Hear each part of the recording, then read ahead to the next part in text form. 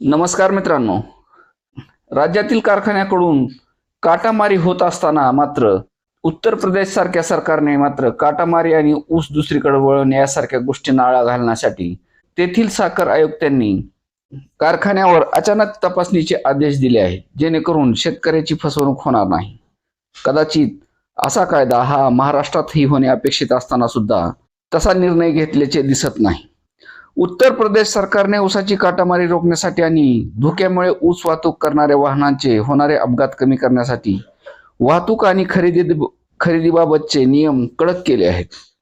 कारखान्याच्या ठिकाणी असलेले खरेदी केंद्रावर ऊस भरणे अथवा उतरण्यासाठी शेतकऱ्यांना कोणत्याही प्रकारचे शुल्क आकारले जाणार नसल्याचा निर्णय घेण्यात आला आहे. पूर्वी तेथे शुल्क आकारले जात होते. याबाबत उत्तर प्रदेशातील 45 ऊस उत्पादक जिल्ह्यातील सर्व साखर उपायुक्त, जिल्हा ऊस अधिकारी आणि साखर कारखान्याच्या व्यवस्थापकांना खात्री करण्याचे निर्देश दिले आहेत. तसेच रस्ते सुरक्षेत सुधारणा करण्यासाठी अधिकाऱ्यांना विशेष मोहीम राबविण्याचे निर्देश देण्यात आले आहेत.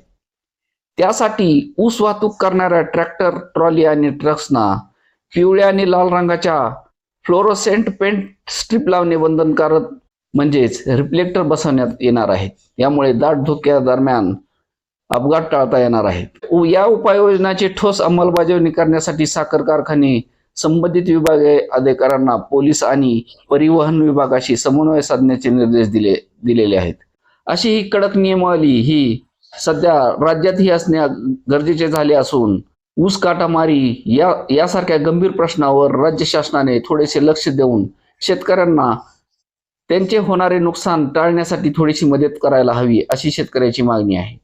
ऊस काटामारी ही एका खेपेला 1 टनापासून ते 2 टनापर्यंत होत असल्याचा संशय हा शेतकऱ्याच्या सतत मनात बळावतो आहे. त्यामुळे राज्य सरकार म्हणजेच महाराष्ट्र सरकारनेही अशा प्रकारचा निर्णय घेऊन कधीही कुठल्याही कारखान्यावर जाऊन तपासणी करण्यासाठी विविध पथक नेमायला हवेत आणि ऊस कारखान्यावर त्या पथकाची करडी नजर असावी, अशी अपेक्षा या महाराष्ट्रातील ऊस उत्पादक शेतकरी करत आहेत.